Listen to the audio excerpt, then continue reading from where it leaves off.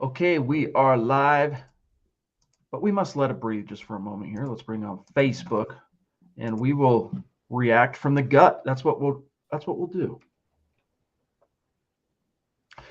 Welcome in, everybody. It is the gut reaction episode of the Mile High Huddle podcast. I'm your host, Chad Jensen. With me, my fellow football priest. You know him, you love him. He's probably got some vinegar, some vim to spit at you today, Zach. Your gut reaction to the sixth loss of the Denver Broncos.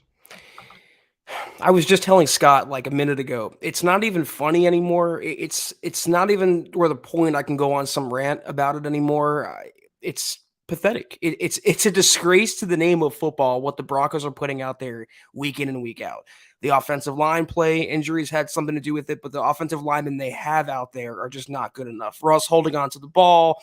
They have a decent first half, and they have an explosive play with Jalen Virgil. Where was Virgil in the second half?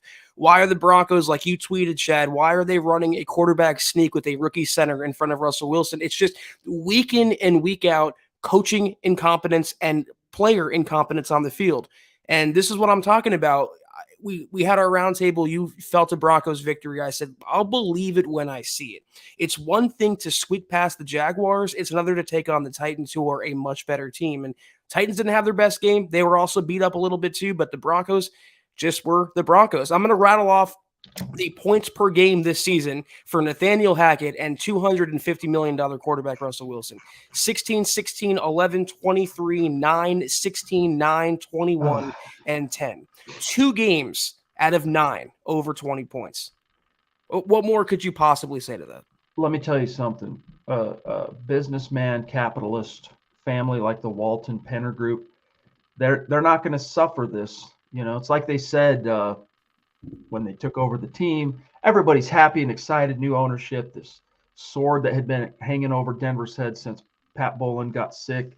God rest his soul. That was finally out of the picture. And hey, how do you feel about your head coach and your GM? Hey, we're excited about them. They'll have to perform, but we're excited about them. We heard reports weeks ago that they were embarrassed, that they are embarrassed by what they're seeing.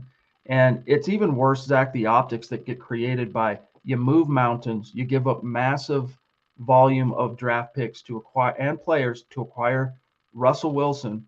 Then you go out and you pay him $250 million before he's even suited up for you one time. And this is what you get. Chris, thank you, bud. Says win or lose, Denver Broncos time for some changes. Yeah, dude, I feel you.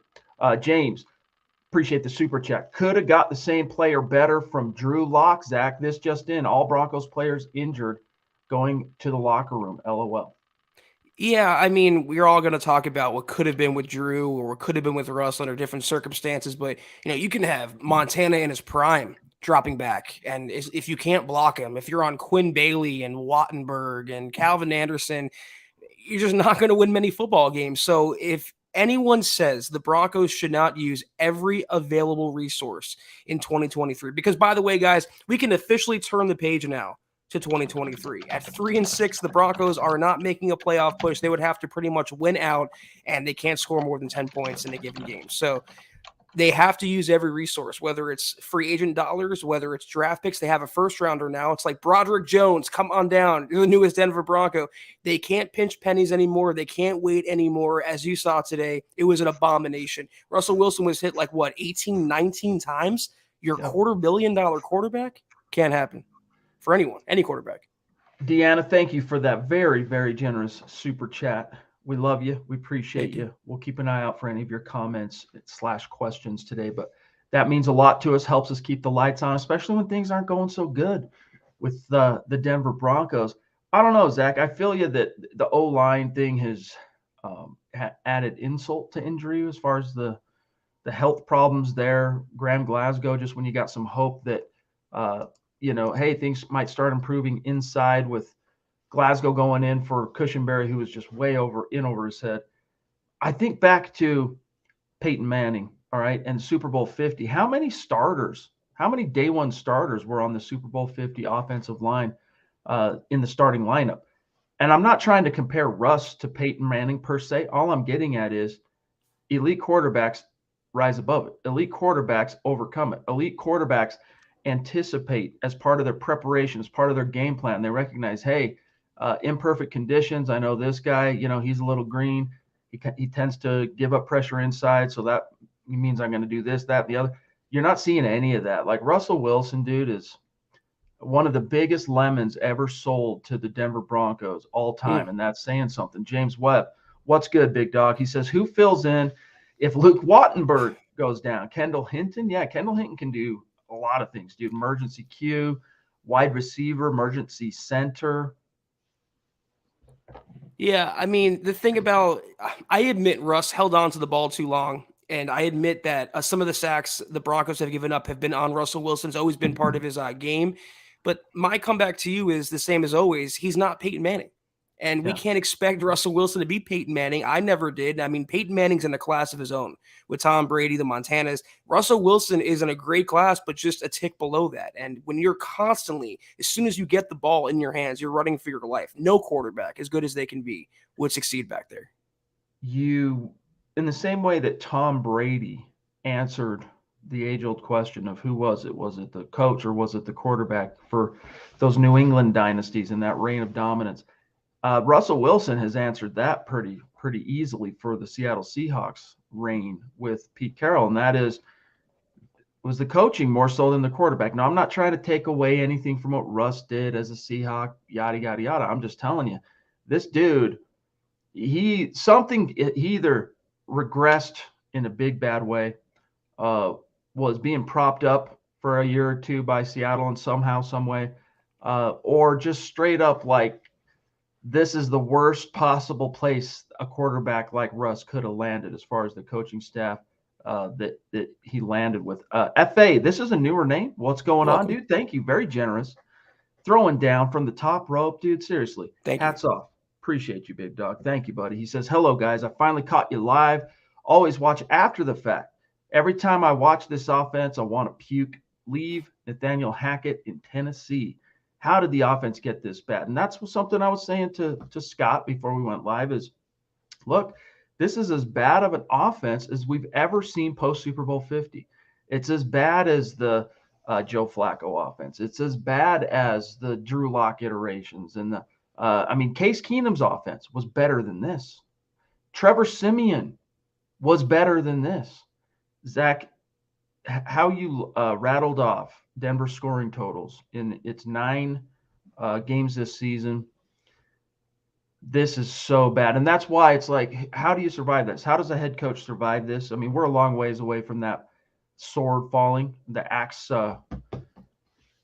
falling here, but I don't see how Nathaniel, even if it isn't his fault, even if we go on to learn, Zach, down the road that there was some massive internal power struggle between Russell Wilson and Nathaniel Hackett for control of the offense, and Hackett just kept kowtowing. Whatever we might end up learning down the road, I just don't see how Hackett can survive this, because the optics of you traded the farm and you spent $250 million and you're getting 10 points a game.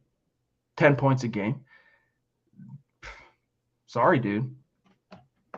What sucks is you're right. It's the worst offense since SB 50. It's coinciding, though, with the best defense since SB 50. I feel so bad for Ejiro Evero, his players, what they do on a weekly basis, keeping the Broncos in a game. I know they had a couple breakdowns toward the end of the first half, the flea flicker, but you can't keep a team held to 0 every game. The Broncos defense, again, did their part, and look who they were without, Chad. Multiple outside linebackers. Simmons wasn't playing. You don't have any of your starting players out there, yet you're still making hay if you're Evero. So it's sad that a really good defense is going to waste, but hopefully they can build on that and try to find some sort of complementary football. But we talk about Hackett. If there's going to be an immediate scapegoat, can we talk about Butch Barry? By the way, is that okay now to talk about maybe he wasn't the right guy for the job? Maybe Hackett and George Payton made the wrong choice pushing Mike Munchak out, or is it the players? But if there's one coach I think should fall on the sword right away, it's this O-line, because when they were healthy, when they're beat up, it doesn't matter. They have been capital T terrible the entire year. So you guys are saying the mic sounds weird, right? Does it still sound weird? Yeah. What's it sound like? Sounds like tinny. Tinny. Okay, stand by. Still sounds that way if I'm right up on it. That's weird. I haven't changed anything. What about now? Same. One last thing, guys. Hang with me for 1 second here. What about now? Same. It's workable though. All right, we'll live with it for now. I'll figure it out after the show. Silent One, thank you for the super chat, Big Dog. He says, no way that George Payton deserves another season, the GM. The hiring of Hackett is totally unacceptable. Oh, yeah, and did you see Justin Fields today? I saw that he Zach? lost. What are we talking about here? I mean, he played well again. He's developing into a decent quarterback, but I think it says more about the coaching. And I think it's more of an indictment on Nathaniel Hackett. I mean, Hackett can't make do with Russell Wilson, but Luke Getsy, who was also an assistant in Green Bay, can go to Chicago, first-time OC, and turn Justin Fields around. I thought he was busting Fields before this season, and he's become, I don't want to say a franchise quarterback, but on the way to that. But in the end, he lost the game, so it was impressive, but I want victories. I really don't care how they get them, the Broncos, who's quarterbacking, whatever. I just want to see some damn wins. No more losses. It's old. Yeah, amen. Jacob Foster, the Silent One, thank you, Big Dog. Love you. Appreciate you. It's great to see you. Zach, what were some positives from today? Anything that you took away from this performance? I mean, Jalen Virgil's pass, that was great to see. You mentioned then what happened? You totally go away from any. I mean, it's not like Russell Wilson. Is that on That's my end? me. Oh, No, that okay. was me. I was on the ESPN Yeah. auto play video. Sorry. There was such a lack of anything remotely approaching rhythm. It's hard to say like anything. Oh, you went away from Virgil. You didn't go away from anything because there never was anything there in the first place. But still, your thoughts. He had a great, I mean, for your first catch, your first NFL game going for a long touchdown, he has that long strider speed. I was happy for him, but I wanted to see more of Jalen in the second half. I wanted to see more of Greg Dulcich in the second half. It's the story every single week, Chad. They have a decent game plan to start out, and in the third quarter especially, they just nosedive. I don't understand, but positives, I'm looking at the box score right now. Derrick Henry averaged 2.8 yards a carry. The Broncos have Henry's number, man. Not many teams do. The Broncos definitely do. Josie Jewell, to that extent, had a really solid game bottling up Derrick Henry. So did Jonathan Cooper. I don't really know beyond that. I mean, I'm not going to say obviously not the quarterbacking. The running backs were, again, dreadful. Melvin Gordon averaging 3.4 yards a carry. What could you really say about the defense? Kwan was clutch for most of the game, but then he allowed that third down conversion in the fourth, I believe it was, and then he got hurt with a knee. So if ever there's a glimmer of positivity for the Broncos, one thing or another will take that away. I guess PS2, he wasn't thrown out much, so he had a good game, but He continues to build toward a Pro Bowl season. And I'm worried now, Zach, as the Broncos continue to lose games, that it's going to affect perhaps his bid to get some accolades. Patrick Sertan. Deanna with another very generous super chat. thank you, Deanna. You're the bomb. She says, Hackett needs to go. He's not cutting it. We need to protect Wilson. It sucked watching this offense. Yeah, I mean, we continue to circle the drain here, right? We're saying all the same things that we've been saying for the last 3 months, 2 months, whatever it's been. And it's frustrating, Zach, that we're not seeing, I mean, small baby glimmers of progress, like the Jacksonville game. And then this game was, look, you had a 10-point lead on the road and you squandered that. And your second half offense was like JV quality. Like that was just utter horse excrement offense in the second half. And yeah, that falls at the feet of Nathaniel Hackett. And, you know, to play a devil's advocate, Scott was throwing this at me because I got on. I was kind of, irritated like many of you, right? Scott's like, well, how many week one starters are left? And if you think about it, Zach, how many week one starters are left on this offense healthy? A handful, like 5. Russ, Sutton, Reisner, Miners. That was it today. As far as today, that was like active in the game, contributing to whatever was going down. So you put that in perspective and you go, well, okay, so what exactly does Nathaniel Hackett have to work with? That's the devil's advocate argument. All right. My response to that is simply, well, you've got $250 million quarterback. Figure it out. Naj, another dude, seriously, love you, big dog. Thank you. He says another rough loss, but at this point, not unexpected. What is shocking is the number of injuries. Don't recall anything like it. Crazy that rooting for first downs is now all we have on offense. Another losing season. Shake my head. What's the opposite of a devil's advocate, though? Because to that point about how many starters the Broncos have left, yeah, I mean, it matters in week 10, but we saw what the team looked like healthy for the most part in week 1. And there were glaring red flags then in the preseason, even, Chad, against the Yeah. Buffalo Bills. Everyone had their hands wringing because of how they lost that game. But I guess looking back on it in hindsight, the red flags were there. The run defense, the run offense, the offensive line, and all those things have just gotten worse and worse and worse as the weeks have gone on. The injuries haven't helped, but at some point, you got to be able to just get more than 10 points in a game. And about Justin Fields, real quick, before we get to Naj, they had more in one game with Fields, Luke Getsy, Chicago, that whole operation, than the Broncos had in any game this season. They scored 30 points. The Broncos have scored only 20 points in 2 games this year. So at some point, you're hired to be a head coach and an offensive innovator. Injuries are part of the game. You kind of have to innovate at least 1 week. It's been the same thing every week, Chad. Real quick, I just changed the setting. Does it sound the same? Sounds the same, yeah. Sounds the same. That is weird. Maybe it's me. No, I mean, I have, but here's the thing. I didn't change anything on my mic. Nothing got unplugged. That's really weird. Plum Bob, what a joke of an offense. Can't keep watching this. I feel you, dude. The Boogmeister with a $5 super chat. Thank you, big dog. He says, oh my goodness, this just sucks. My kid's seeing a grown man cry. God, we need help for our O-line. We're in trouble. Art says, trade Russ and fire Hackett, please. Well, the trade deadline is passed for this year, but what are you going to get for Russell Wilson in the spring if you wanted to trade him, Zach? Seriously, like if you wanted to trade him, you're gonna be eating some money probably. Plus, what are you getting back?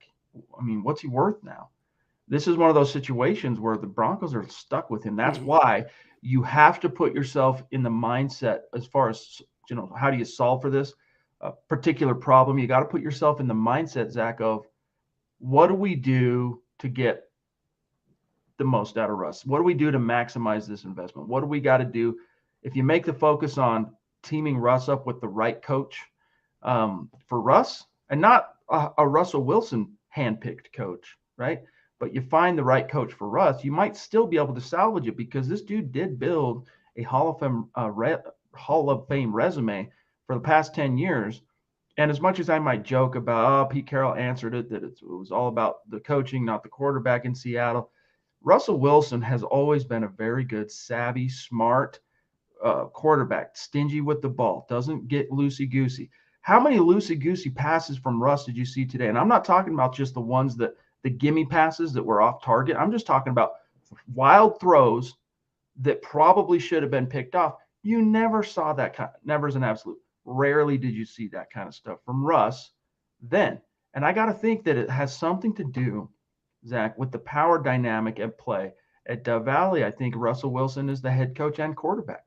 There was a really interesting little tidbit on the CBS broadcast.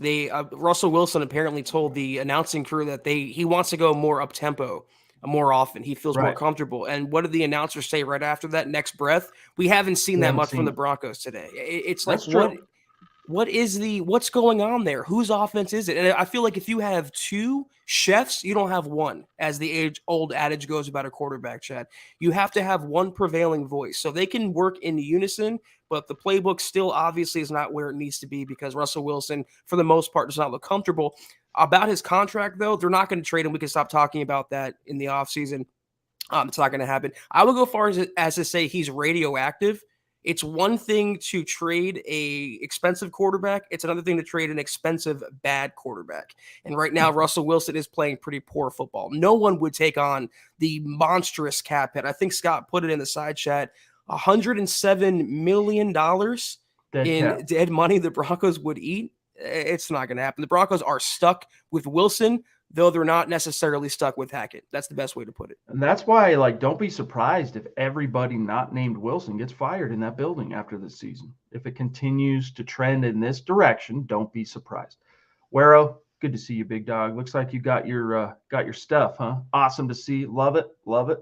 He says, starting a petition for the Broncos to be my pallbearers when I die so they can let me down one last time. I'm tired of this, as I'm sure we all are. Dude, that was slick. I like that, Wero. Thank you, buddy. Wero in the house. Jess, Indy scored with an ESPN host at head coach. We are bad on offense. Oh, Matty Ice, the resurgence under Jeff Saturday. Love to see it. Dun, dun, dun. Oi, boy, Josh in the hizzy saying, we flippin' suck, Priest. I got nothing. At least I'm getting drunk because I'm sure not getting Mile High Magic in any of these games. Only thing I'm getting is blackouts after all this booze. Make sure if you're going to go drinking to the point where you're going to black out, make sure you find a 60 bus, okay? You don't want to be driving around just like Josh here, taking the 60 bus. I feel you. Drink responsibly, Josh. But this is where we're at, Chad. In a 3-6 season for yet another year, it's driving people to do the pretty harsh remedies. But I feel you for sure. Andre with a super sticker. Thank you, Big Dog. It means a lot to us. Connect on Twitter, okay? We like to keep in touch with all of our everybody in the community as best we can on Twitter, but especially our Super Chat superstars and supporters. We will shout you out after the show. Connect with us. Rich Barnes on Facebook. Appreciate that. Big Dog, good to see you. Appreciate you being with us. The Broncos are between a rock and a hard place here. And it's one of those classic situations, Zach, where the only way out is through. And once you get through this season, man, we're going to be here with our popcorn and our keyboards waiting to see what moves the Broncos make here because, I mean, dude, this is not it. Like that, whatever you thought this was the answer, you thought that even a few weeks ago, let's say as you're nearing the end of the first quarter of the season and you're George Payton and you're alarmed by what you saw, but you brought in the Jerry Rossberg and the weird stuff, game day snafus by the head coach. That went away, but this offense is horrendous. There's no accountability in terms or discipline. You're still the most penalized team, but you're still kind of thinking to yourself and telling yourself, if you're George Payton, well, he's a first-time head coach, and Russ is new. There's so much new. We've heard that. I'm paraphrasing basically what Payton was telling us. This is what he's telling himself. So much new, unprecedented scrutiny. He just needs to give it time. I still made the right decision. I don't know how now, this far into the season, seeing the 10 points per game stuff and all of the discipline issues still, the penalties. I mean, the injuries suck. It's a bummer. You can't control that, all right, to an extent. But how George Payton could look at this and in any way, shape, or form see something redeeming in Nathaniel Hackett, I would really like to know what that is. Jim Snyder, thank you, Big Dog. I hate that I was reminded of that Payton press conference. I've really been a big fan of George Payton, but I did not like how he handled the Hackett criticism or the defense. I understand him defending him, but pointing to unprecedented scrutiny that Hackett brought on himself and pointing to the primetime games as a reason why the Broncos are going through a tough patch. I'm checking right now in my messages, and it's looking like on my phone, it's looking like it's an early game today, Chad. It wasn't a primetime game, and the Broncos put up 10 points. So there's no real excuse other than it boils down to the head coach not being good enough. And it's not a knee-jerk thing to say after week 10 when the Broncos are 3-6. Coming off a bye week, by the way. Only the Broncos can come off a bye week more injured and score less points than they did going into the bye week. It makes absolutely no sense. How bizarre was that? That's why I was bummed that I missed Thursday night's show because I'm going, wait a minute. How is it that more dudes were on the injury report? Like, how do you get injuries during the bye? Like, what's going on here? Joe Mama, appreciate you, Big Dog. Can't do much when the O-line is terrible and the receivers aren't good enough to get open consistently and move toward the ball. Coaching. Yeah, the receivers just don't get separation. You saw some progress from Sutton in the first part of the game, but that dude just has a hard time getting open. Most of his catches still, Zach, even like the 10, 12 yard, completions. And he's like no separation. He's just using like full wingspan, physical, box him out, suck it in like you're a black hole. How often have you seen Cortland Sutton, like in any way, shape, or form, create separation through route running, speed, twitch? You're not seeing that. It's concerning. I chalk it up probably to, some players just the ACL, you just don't return to form. But Jerry Jeudy going down, that was a problem. I don't know how much of a difference that would have made, him being in this game, Zach. But if you look at that play where he did go down, the first play from scrimmage from whatever it was, 2-yard line or whatever, the Broncos were buried. If Russ's ball was accurate on that, that would have been a big play. Like Jerry Jeudy did a good job to run the dude inside leverage. So the dude thought he was going to be breaking post, and when he would have turned it to the outside, that would have been a big play if Russell would have, if it was an accurate ball. We'll never know because Judy pulled up lame, and we'll see what's going on. Yeah, you're right. I can't remember the last time Sutton really showed that 80-20 ability like he did in years past. He looks, and I'll say it again, and you said it as well, a little disinterested on the field. And maybe it's the losing seasons being accumulated. Maybe it's a struggling offense yet again, whatever, maybe being overtaken by Jerry Jeudy as the wide receiver one. But what this has taught me, Chad, is the Broncos' best receiver is Tim Patrick. It's not Cortland Sutton, because Tim Patrick would make those efforts. He would make those catches. And when he went down in training camp, that was a huge part of the offense and a huge boon for Russell Wilson that went away. Is the mic sound normal now? Yes. Yeah. Better. You were right, fantasy season, dude. Thank you. Sometimes when you're in the moment, like that should have been the first thing I thought of. His comment here says, hard times as a Broncos fan. By the way, Chad, I think you're using the wrong mic as audio input to your streaming software. It sounds like your laptop mic. Normally, that's the first thing I would have checked if you would have said, hey, you don't sound normal, something weird with your mic. But sometimes when the lights are on and you're in the moment, stupid little things like that, you forget. Appreciate the assist on that, fantasy season, and for the super chat. You the man. Banana Dude, 069er, I just can't bring myself to care anymore. I've hit the point of apathy. It feels like a waste of time watching these games. I know. I feel you. And the only reason I think we continue to do it is because what does a fan mean? You're a fanatic. I'm a fanatic too.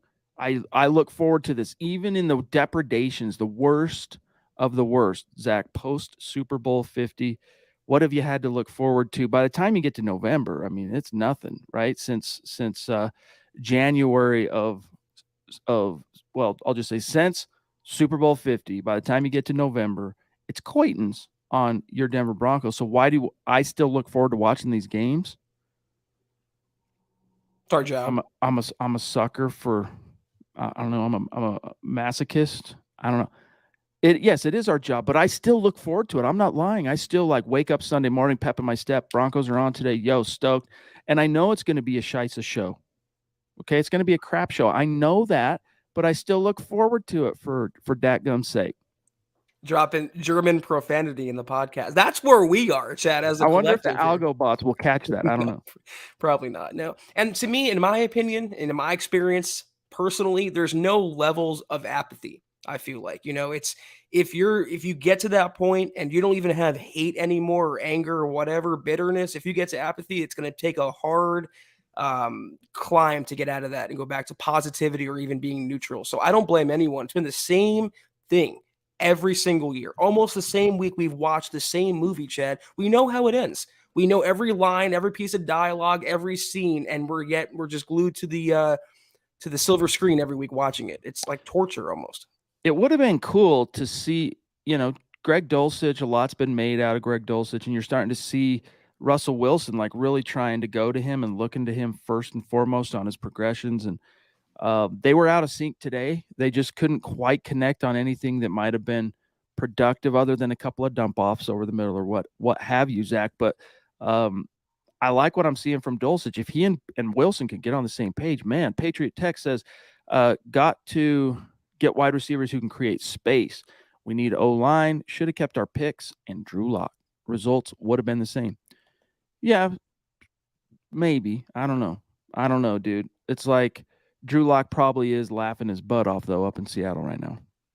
I feel like, though, if you would have kept the draft picks, historically, they wouldn't have used them on offensive linemen.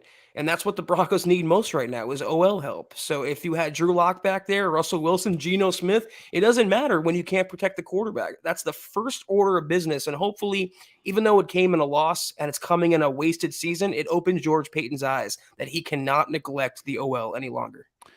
Dr. Bush in the hizzy. Thank you, big dog. It's great to see you, by the way. He says, Russ scrambles like he's got bricks in his hips. He struggles to scramble. Every team sends blitzes up the A-gaps, and he can't climb the pocket. No, he cannot. And that's the thing is, it's so bad that I have to wonder about this rumor going around, Zach, that Russ is like trying to – he perceives him – he wants to be perceived as a pocket quarterback, like the Paytons and the Bradys and the Breezes of the NFL canon, and that one of the reasons for this incongruent product that you're seeing on the field, incongruent in the way that you're not used to seeing Russ be this bad, this inefficient, is because he's strong-arming the offense and the head coach and everybody to let him be the shotgun guy. I just want to set hut, throw the ball. I just want to be in the pocket.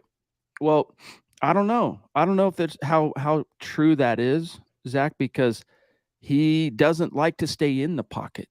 Even when there is pockets, he panics and does that reverse turnaround, turn right to go left thing. He doesn't hang in the pocket.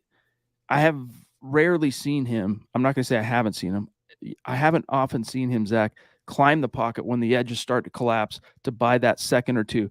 And it's because he doesn't trust he either doesn't trust what he's seeing, all right, as far as the defense, the coverages, the routes, or he doesn't trust his receivers. Or he doesn't trust himself. I don't know. It's really, really bizarre because it's not like Seattle, Zach, never ran a shotgun play in all those 10 years, right? But he hits that back foot, and traditionally, what are you going to see? What do you want to see ideally? Hit that back foot, maybe burp the baby one time, let go. But even if you don't burp the baby, you hit that back foot, and if you don't know right then you got to start kind of perceiving what's happening around you in the pocket. And when that happens to Russ, when he hits his back foot and he doesn't know exactly where the ball's going right now, he does that spin around thing, and then all hell breaks loose. So why isn't the ball coming out? Why, when he hits that back foot, is he not letting it go? Is it because the receivers aren't getting open? Is it he's not reading the coverages right? Has he lost confidence? Because it's not like this dude never threw a completion from the pocket before. It's really, really mystifying. It is a good point, and you're 100% correct. It's also hard, though, when you're holding on to the ball and all the routes for the receivers are 15, 20 yards downfield. There's never a hot read. There's never anything close to the line of scrimmage except for a screen pass that was the first read. So it's tough when you're trying to pirouette like you're talking about, spin around, get a trouble, but then you can't trust your O-line to block. You have receivers that have struggled with catch issues this year. I don't think he trusts the offense as well. And by offense, I mean the scheme itself. And Hackett, the play calling, the situational management. Today was the first time I could say that Russell Wilson looked pretty miserable playing football for the Denver Broncos. And I say that when he took that hard sack, when he coughed up the ball in the fourth quarter, he walked off without the Broncos the signal even going up, who got the ball. And that's not like Russell Wilson. He also was like, cursing and really angry. I don't blame him for that, but a lot of this is setting in now. And you talk about what's wrong with the offense. Well, again, it's Hackett, I believe, trying to make the Broncos offense the Green Bay offense, trying to make Russell Wilson into Aaron Rodgers. And it's never really coalescing to what Russell Wilson could do. But it's also on Russ not taking those sacks, not holding onto the ball that long, finding people in the middle of the field, not throwing interceptions in tightly covered windows. He had 3 that were dropped today, Chad. Yeah. So, as always, the answer isn't black and white. It is definitely gray. There's a lot of bad things going on the Broncos offense. You have to wonder, what happened to that savvy, gritty, tough as nails, explosive quarterback that the Broncos always struggled to beat. One time that I can remember that the Broncos beat the Russell Wilson-led Seattle Seahawks, and that was the Case Keenum season in Denver. Cristiano, what's up, big dog? Appreciate you down in Brazil saying, hey, guys, got to fire Hackett now and look at Ejiro Evero, the defensive coordinator, as head coach. Maybe keep him there. Don't want to lose him in the offseason. The defense is amazing. Nothing to lose now.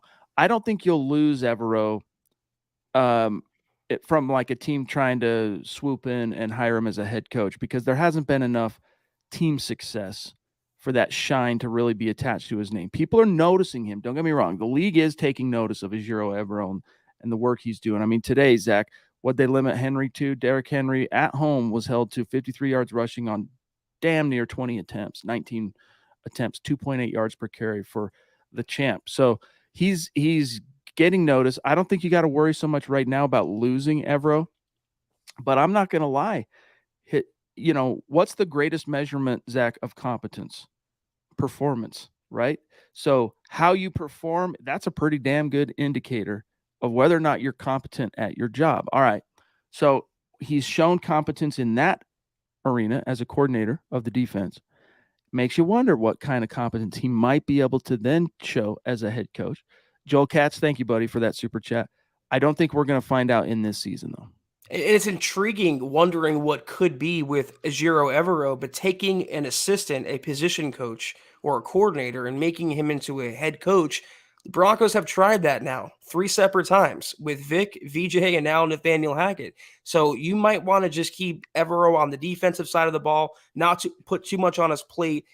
I don't know if teams are going to come around for him in the offseason. I think it's going to be more defensive head coaches being hired. It was offensive the last couple of years. People like Ejiro Evero, D'Amico Ryans, they're going to get their shots eventually. But if they do end up losing Evero, it would suck. The only positive to that is they would gain 2 third-round draft picks because the new rule in the NFL with minority assistants. So that's the one plus, but I don't think he's going anywhere yet. We can hope. We can hope. James Moss, appreciate you again, buddy. He says, Hackett is the real-life Coach Klein from the Waterboy. We suck again. Eric Weber saying, still suck on first down. Offensive play calling falls away in the second half, completely wasting an elite defense. Time to start looking and planning for next season. Peace out, Priest. I feel you, big dog. I feel you. Keep your chin up, though, because it's just football. At the end of the day, guys, this sucks, when it's your team losing. But remember, this isn't like the destiny of the world hanging on. Does Russ make the right throw here?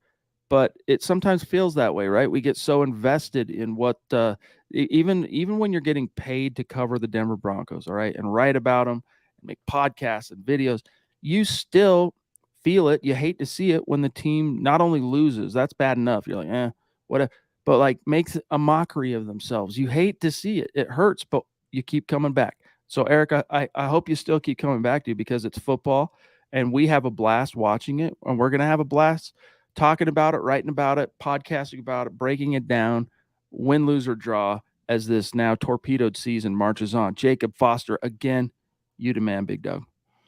Yeah, Eric, definitely understand how you're feeling, and people like Josh out there hitting the bottle. Don't take it down in your livers because it's the Broncos are losing games. It is football, like Chad said. It's a sport. We're all rooting for them, but it is what it is at this point. We have to just accept it that 2022 is another lost year, and the optimism cap goes on for next year. Deanna with another very, very generous super chat. You're the bomb. She says the Fizz is fire Hackett, get an offensive line to protect Wilson. Yeah, guys, those of you pining for the firing of Nathaniel Hackett, I don't know, man. Something tells me you don't have all that much longer to wait on that. I don't know. The Walton Penners, I don't think, Zach, this is going to be like, John Elway trying to suffer, trying to hang on with Vic because VJ only lasted 2 years and you probably still should have pulled the plug on Vic. I think this is a new ownership group that's like, produce. If you don't produce, hit the bricks. And I'm not sure George Payton's going to be safe. I mean, this is bad, guys. I mean, not that we need to remind you of this, but look, 10 points. Zach, do you still have that up? What this team has scored on a game in, game out basis? Like, you're the GM, you're the architect. This falls at your feet. I'm not perfectly certain George Payton survives if this continues to be, if this ends up, Zach, a double-digit loss season, which is what it's trending toward. I'm not sure he survives. Yeah, I'll rattle it off again for any new listeners. This is the Broncos points per game this season. 16, 16, 11, 23, 9, 16, 9, 21, and 10. So it's a merit-based business. You're going to get judged on wins and losses, how productive you are. And I firmly believe that he's coaching for his job. Hackett is over the course of the next, 9 games or whatever. If new ownership's watching over his shoulder, and they are, and the Broncos, I fully agree with what Chad said. If they end up 5-11, let me do the math again. 6-10, 6-11, 5-12, 6-11. I don't math at all. If they end up in that range, How could you justify bringing back Hackett, considering the reason they only ended up with 5-6 wins is because his quarterback, Russell Wilson, $250 million coming out of the Walton Penner's pockets wasn't good enough. So I agree. He's coaching for his job. And I'll tell you what, he has an uphill battle. He's going to really have to turn it around to get year 2. And the dagger here, George Payton's lamenting, oh, it's so much scrutiny. We're being scrutinized. It's unprecedented, this attention we're receiving. Well, look, big dog, when you give up multiple first and second round picks and 3 decent players for a quarterback and then pay him $250 million in an extension, and then you go on to be this bad, you're going to get some serious blowback, dude. It's going to be like epic blowback. All right. And that's what he's dealing with right now. And he's the guy that orchestrated it. So as much as I think George Payton is a good GM, he's a good personnel guy, he somewhere in this equation, he got it wrong in a big, bad way. Was it the quarterback move in and of itself? Was it hiring the wrong coach? Chicken or egg, what have you? I don't care. And I don't think the Walton Penner group is going to lose too much sleep over breaking a few eggs, right? When it's all said and done. Simon up in Canada, appreciate you, big dog. He says, we're just a bad team. Titans are riddled with injuries, and they look like a real team today.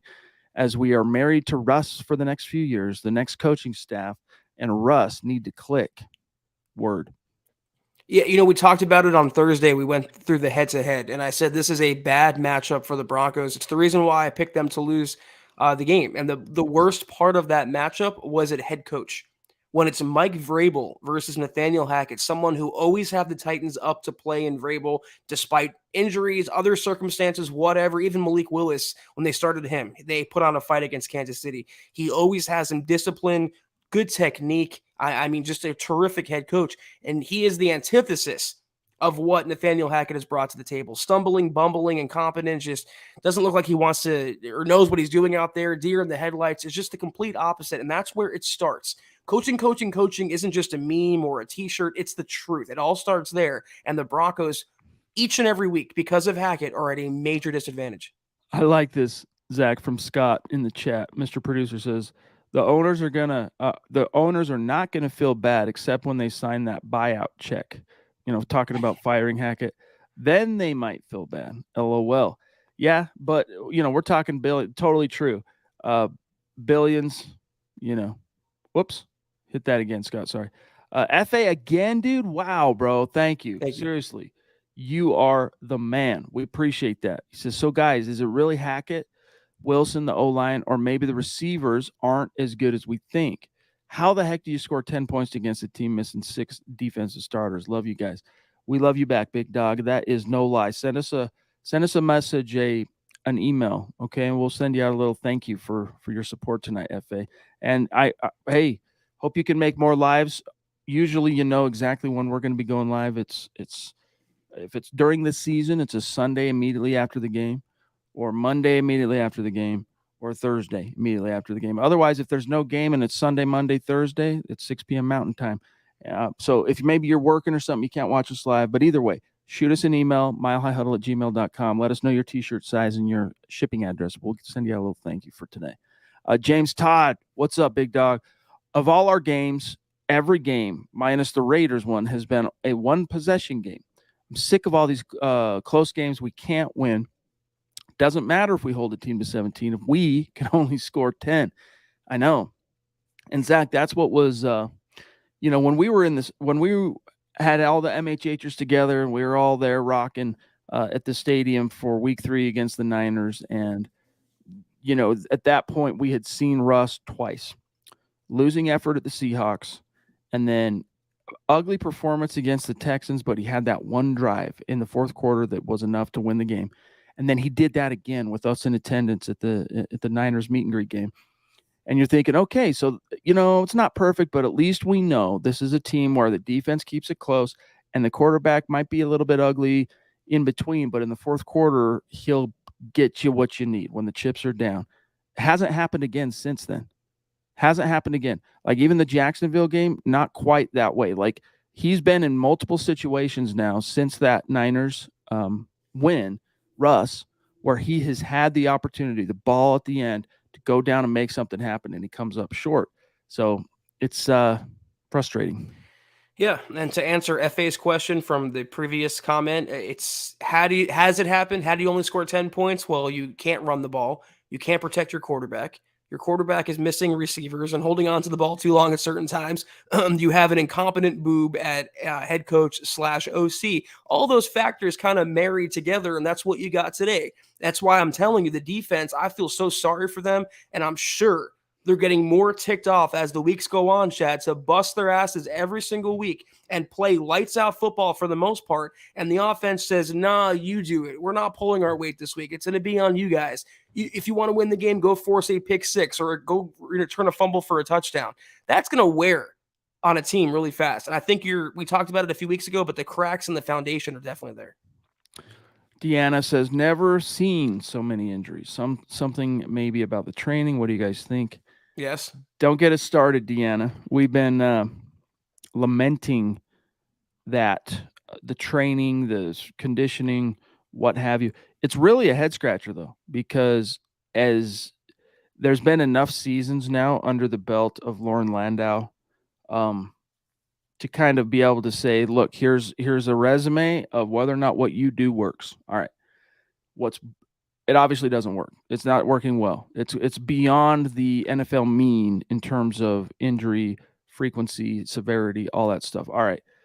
So why is this guy like renowned, Zach, across the NFL for players love going to him in the offseason to work with this dude? Not just Broncos, which many of them do before he became the strength guy.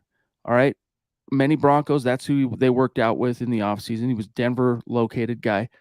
And he's renowned across the league. So why is it not coming out in the wash? I don't know. Is it just coincidence? Is this one of those exceptions, Zach, that proves the rule where we say, hey, we're not big believers in coincidence, but there's always an exception that proves the rule? Maybe that's what this is. No, they were not as badly beat up under Luke Richardson, Chad. So you have to go back to his predecessor. I miss that man. Yeah, same. It's just something he's doing. I don't profess to know about strength and conditioning. I never took plyometrics in college, Chad, but I can venture to say that if you are ending up with a starter that's being lost to injury every single game, there is something going on. And the point about him being renowned, you know what? If a player wants to work out with him on their own time in the offseason, fine. But he should not be employed as the Broncos S&C coach because it's not working out. He has one job. His job is to keep the players healthy. Kind of like the quarterback's job is to throw the ball, the receiver's job is to catch the ball. His job is to keep them healthy, and he has not done it. My only saving grace here is that George Paton finally addressed that head on about a month ago or so when he said it's time, or it's going to be time to examine what's going on there. Hopefully he realizes in his examination that Landau should get the boot. Ren, by the way, thank you, buddy. Yes, the O-line, it's pretty dang bad, dude. James Webb saying it's a violent sport, but Lauren Landau has overseen a plague of injuries for years. Yeah, and that's the thing is it's been bad year in and year out, but this year kind of takes the cake. Like this is where change really will come because there's no doubting it anymore. And it might be one of those elusive things where it's hard to put your finger on exactly what a strength staff is doing wrong, that is not better protecting or hedging against a literal like it's a rash of injuries. It's a epidemic of injuries. It's a nonstop constant. Zach, it's one thing. I mean, when's the last time? And I'm sure that it has happened this season, but when's the last time? Oh, we got a Bronco down on the field and the camera pans to him. And that Bronco, they come, they attend to him. He walks out the field, and then he comes back in the game. Doesn't happen. Done for the game. And then what do you find out? Done for the season. Right. I mean, it might be worth an article. Maybe I'll do this if I get some time this week. I don't know. But to go back to each game this season, the Broncos lose a key player every single game. Every game. Just about. Now, I could be wrong on that. I'm going on the mental Rolodex here. I don't have anything in front of me. But it's been that bad. And so even if Nathaniel Hackett survives, I'll be shocked if Landau does, if he gets another year here. They got to try something else. Like, you got nothing to lose, dude, by trying a different way at this point, right? Like, what are you holding on to? Savvy in the house, thank you, appreciate you. It says it takes a good coach to disguise a mediocre quarterback. Russ thought he could do this on his own. Well, doesn't look like it, Zach. There's times where Russell Wilson isn't even mediocre though. He's below that. Bad. It really has been a low point this year, but Hackett's proven to be worse as a coach. He's proven to not being able to maximize his players' skill sets, not been able to maximize what he can do with Russell Wilson. And again, he's looking like he's just copy and pasting the Green Bay offense in Denver. It's just lazy if that's what he's trying to do. And sometimes when you jam a round peg into a square hole, you can only do it so many times before you realize it's not fitting. But Nathaniel Hackett doesn't seem to realize that, or he's not skilled enough to change that aspect. I don't know what it is, but he's not cutting it by far. George, love you, big dog. He says, I'm with you. I look forward to seeing the team play, even when they can't win. That's right. Denver Broncos for life, he says. MHH for life. We appreciate that. Robert Otteson, appreciate you, my friend. He says, I'm flying out from Nevada for next week's game. Flights, room, rental car, 3Gs plus for the weekend. Got the tickets 5 months ago. Now I wish I would have saved my money. Well, you know what, Robert? Who is it next week? I'm just Carolina. Hey, you might get a dub on this, but we'll see. When MHH is in attendance, tends to work out well for your Denver Broncos. So I think you might be that lucky charm. We'll see, Robert. Naj, thank you, bro. You are a prince. And you know this, man. This is the only thing that can bring me an ounce of comfort this season and hope for the future is getting a win in the division. I can't see it. Even against the useless Raiders. Will Hackett keep his job if we lose again next week? If the Russell Wilson-led Denver Broncos drop a home, is it home or away? I'm trying to remember. Sorry, it's actually the Raiders at home next week. Carolina's Raiders. After. Okay, yeah. So Raiders that will be at home. So if they drop this game, that will mean they're still winless in the division for 2022. They'll have dropped to 3-7, 10 games in. Will Hackett keep his job? I do think he'll still keep his job a few more weeks. But I don't know that he's I think it's pretty much decided here, you know. He doesn't. Who has flourished under Nathaniel Hackett's watch? Name me one guy offensively who has flourished under this Green Bay Packers OC. You know, I kind of scoffed, Zach, at the notion, like Scott brings it up in the chat again about how, you know, newsflash, stuff that works for Aaron Rodgers might not work for everyone. Still think it was supposed to be a package deal, right? Hey, Aaron, we're hiring your boy, Nathaniel, so that means you're probably going to, you know, continue to maneuver your way out of Green Bay and come to us, right? Like tell the Packers you want to come here. I kind of scoffed at that because there was so much of that from a factor perspective or outside of the Broncos' control that I found it hard to believe that you would make a head coach hire based on something that you had such little control over. But maybe there is some truth to it. No, Aaron was like, I'm going to stay in Green Bay and take some ayahuasca, whatever that drug is called. But ayahuasca. Yeah, ayahuasca, you too. You know, the thing is, I feel like it was a bonus if you can get Aaron Rodgers, great, but you hired that younger, forward-thinking, offensive-minded head coach, and you'd feel comfortable bringing in any quarterback to work with him, whether it's Rodgers, Russell Wilson, a rookie quarterback. If you feel that confident in your head coaching candidate, then you should be able to work under those conditions. But if it comes out that it was all banking on Aaron Rodgers, and like you said, Chad, a situation they can't even control, that's a huge black mark on Peyton's resume. Colby, you are a prince. Appreciate you, buddy. Sit Russell Wilson and send him to the eye doctor, whatever. You know, I think you were onto something, Zach. It really did appear like Russ gave up the ghost on that last sack fumble where the Broncos miraculously recovered that. Do you maybe sit him down? I mean, you got to check the temperature on him. Knowing now the odds of persevering to a playoffs are, I mean, it's like almost non-existent. The only existence is the actual fact that you are mathematically still alive. But as far as looking at the odds and the likelihoods and all that stuff, even Russ has to know, yeah, spade a spade. This season's in the books, basically.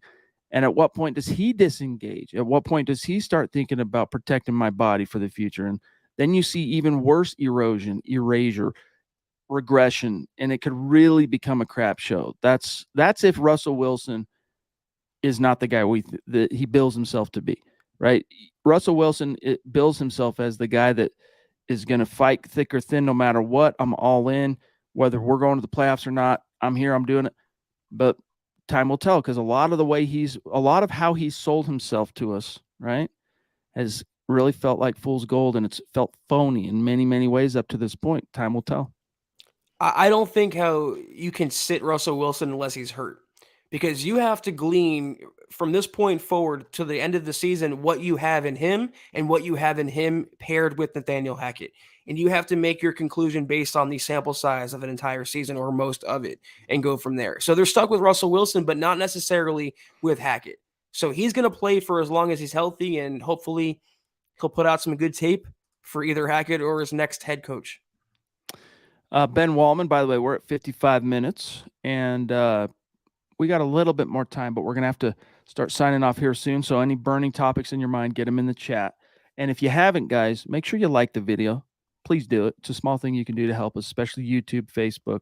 Help us out by liking. You might not agree with everything I say or Zach says, all of our takes, etc. But if you at least respect the effort, like the video. Ben, love you, big dog. He says, next year is our last smaller cap number for us. We have to figure something out quick. Yeah.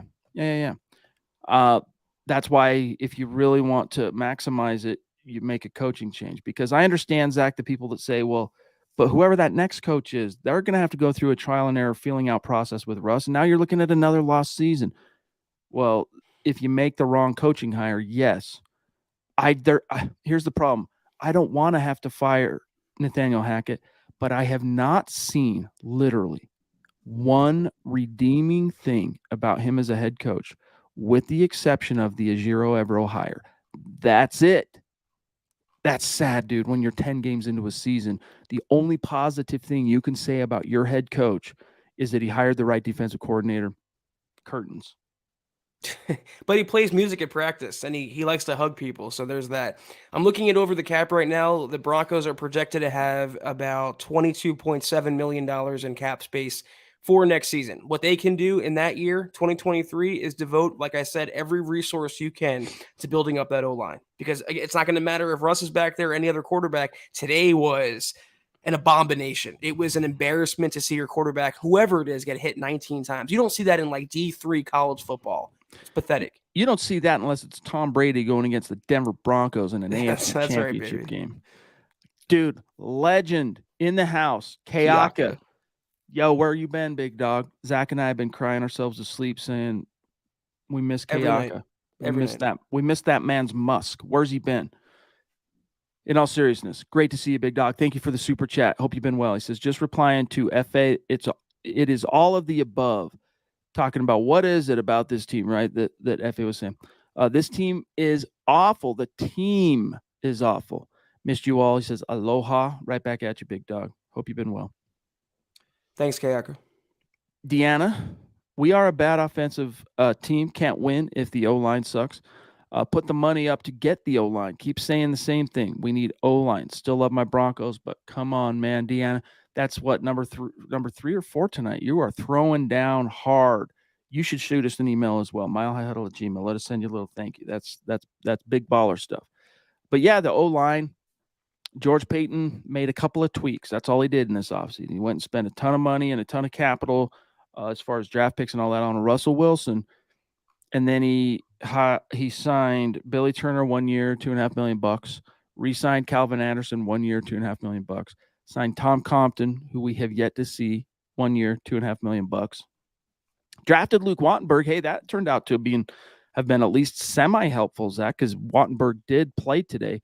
If you don't draft Luke Wattenberg, who's playing center? Probably Miners when Graham Glasgow goes down and you're putting in a Tani Muti at right guard or something. What did you think of that rookie at center today? I mean, a couple of weird snaps, but I was actually kind of surprised at how well he held up at his point of attack for the most part. I mean, I think our expectations are so low considering how bad Cushenberry's been, but I thought for a rookie, a mid-round rookie in his first NFL action, he wasn't terrible. But it was a really tough situation to throw him in that Tennessee front, even without Jeffrey Simmons. as you could see in today's game, they are really good and really active. So I thought he wasn't horrible, Chad. He wasn't a world beater by any means, but who really was on the Broncos OL? The answer is no one. Yeah, there was that one hit that he took from behind.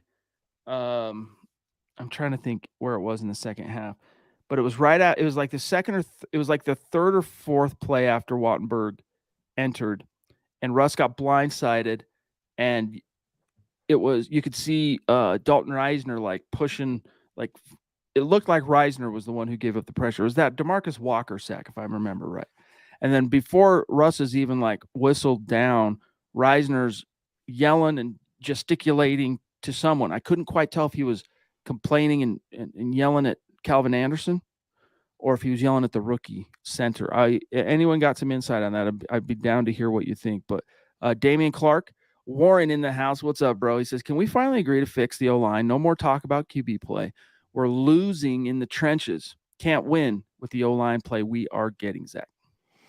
Yeah, that's definitely true. I don't know the genesis to your point, though, about Russ, who he was yelling at, but I have not seen him that animated this season. And he walked off again the field without even knowing who had the ball. It was very unlike Russ. But again, after being hit almost 20 times, how could you blame him? The offensive line did him absolutely no favors. It would have been more effective having a literal traffic cone at right tackle than it would the players the Broncos trotted out. The problem is, and I feel you, like we get back into this chicken or egg thing, but the O-line, unacceptable. But so much of the pressure and the hits he take, Russ actually creates, dude, one way or another. Now, it's not to say that he creates. It's not like he waves some wand to allow the defender to beat the offensive lineman who's trying as he might to win his matchup. But he'll like hold on to the ball. He'll do his little loop-de-loo to get out of the pocket. He'll scramble around. He won't throw the freaking ball. And look, I get it, dude. Sometimes they're not open. Throw it away, dude. Instead, holds on, takes the hit. It's almost it's like a rookie almost. It's like a punch drunk rookie. David says, ridiculous offense. So much for improving at the bye. Hackett is clueless on coaching. Yeah, it's tad bit alarming, Zach, considering where we're at, that the head coach of the Broncos appears to be completely in over his head. You know what it reminds me of? Russell Wilson's tentativeness to throw at times, like you were talking about, is a rookie quarterback or a young quarterback that's been drilled by their coaches not to turn the football over. It was kind of like Malik Willis against Kansas City. He was deathly afraid to pass the ball because he didn't want to make a mistake. So I wonder, just speculating here, if before the season, Nathaniel Hackett drilled that into Russell Wilson's head, do not turn the football over. And that's been one of his mental bugaboos. Again, all speculation, though. Deanna, again, thank you, my friend. She's reminding everybody, hit the like button. She says, love you guys. Keep preaching MHH for life. Hey, right back at you. Really, really appreciate that, my friend. Shoot us an email. Faded Wolf, what's up, big dog? Hey, guys, been at work, missed a lot of the game. What are your thoughts on Russell's play in this game? Finally get Glasgow in at center and he goes down. Love what y'all do. MHH for life, Denver Broncos for life. Hashtag fire Hackett. Awesome, dude. Here's my brief synopsis if you're just joining us on how I view Russell Wilson in this game. Maddeningly inconsistent. Up against it in terms of a bad situation on the O-line. You know, I don't envy him for that. Handles that, anticipates that. Piss poor. Bad. Again, it's like a rookie that is punch drunk, and he makes a few plays today with his legs, like that fourth and whatever it was 5 on that final drive where he scrambles up the left sideline and just finds a way. You know, that was a vintage Russ type of play, but in my heart, I still knew, even though they moved the chains, and I think there was even another completion or two that got a little bit deeper. In my heart of hearts, I knew even before that blindside hit from behind where he got on third down. Where he fumbled, and the Broncos somehow miraculously recovered it. In my heart of hearts, long before those things even happened, when he converted on that 4th and 5, Zach, I knew this game was not to be. I knew this wasn't going to happen just because Russell Wilson, outside of that second win of the season, the Niners game, he has shown me absolutely nothing in terms of You can't trust that he's competent enough to get rid of the ball on time, avoid the pressure. It's one thing to scramble, Zach, when you're getting pressured, but like, can you avoid the pressure? And why do we avoid the pressure? Do we avoid the pressure to only get sacked later? Or do we avoid the pressure to avoid a negative play? Let's maybe try throwing it away if there's nobody open. And I get it. That's the thing. It's just like this one colossal crap show where the O-line can't protect, Russ can't get rid of the ball on time, and receivers aren't getting open, and you can't run the ball. What do you do? What do you do? You just call it a day, dude. You just take it on the chin, I guess. I don't know. Yeah, you score 10 points and fall to 3-6. That's what you do. Faded Wolf, congrats to you. Lucky you for missing most of the game today. You didn't miss much. Another Broncos loss where they couldn't score points. Russell Wilson, 21 of 42, 286. He had the touchdown. He had the pick. He should have had about 3 picks. He got very fortunate on a couple passes. He took 6 sacks. Let me scroll down to how many hits. 18 hits. 18 hits the Titans got on Russell Wilson. That is laughably bad. Yeah, he's been inconsistent. And, to your point, Chad, as well, when he converted that, you thought it's not going to ever materialize for them. When they hooked up with Jalen Virgil for that long touchdown, I said to myself, we are not going to see Jalen Virgil the rest of the game after this. It's just become that predictably bad for the Broncos. Indeed. Claude, appreciate you, buddy. Says, once again, we snatched defeat from the jaws of victory. Second half looked awful. O-line needs fixed. Yeah, we feel you. Albert says, of the season, if the season is over, why not fire Hackett? I'm sorry, it's a typo, but I'm reminded of a Blink-182 album title here. If you look at how he spelled Hackett. And the O-line coach to see what we have in Evero. So, Zach, one last thing, and then we'll say goodbye to everybody, all right, for today. What's the odds? What are the prospects of the Broncos saying enough's enough, firing Nathaniel Hackett and putting Ejiro Evero as head coach? I mean, during the season, I think it's like 5%, 0%. It's not going to happen during the season. He's going to get until the end of the year. From there, it would depend on, do they want to take Evero away from what he's really succeeding at, one side of the ball, and maybe try to repeat what they've done the last 3 head coaching cycles? I don't know that they want to do that. Does another team call for Ejiro Evero? Do the Broncos pay him more to keep him as the DC? These are questions we don't have the answers to, though my gut would tell me leave him where he is. Let him be the Wade Phillips of the Broncos defense. And by that, I mean, some people are just better DCs than HCs, and maybe Evero is that. So my inclination would be to leave him on defense, but if you want to move on from Hackett, you can do that. Just give it till the end of the season. See what you got, if anything, from here on out. Whatever comes next, though, all right, it's about finding the head coach that can get the most out of Russ, that can salvage the Russ situation. Hackett is proving by the game he's not the guy to do it. He's not the guy to turn this around. He's not the guy to figure this out. So yeah, that's what awaits in the future, guys. Probably is a head coaching change. For now, though, we got to suffer through a few more of these games. Another head coaching change. Wild, man. Can't get off this carousel, can we? That was, though, I think we're out for this evening. That was the MHH podcast, gut reaction podcast. The Broncos lost to the Tennessee Titans. Thank you so much for everyone who tuned in, who interacted, who supered, who just provided their commentary for us to go over. Be sure to follow us on Twitter at the MHH pod. Follow the main account on Twitter at Mile High Huddle, Chad at Chad and Jensen, myself at Kelberman NFL, and Scott at Scout Kennedy. If you guys want some snazzy merch like you see us rocking right now, go to huddleuppod.com and check it out. Also, facebook.com/MileHuddlePod. Like that page and follow that page. Guys, if you haven't, go to Apple Podcasts and leave your football priest a 5-star review for a chance to win some of that merch each and every month. But if anything, please subscribe, like, and share this video and every video you see on the MHH channel. It really helps us grow and reach more Broncos fans just like you. We love it. Each and every one of you, we appreciate so much. And look, tough times in Broncos country, they persist. We thought this was when it was going to This was the year that the clouds were going to part a little bit, but Nope. doesn't look like that's meant to be.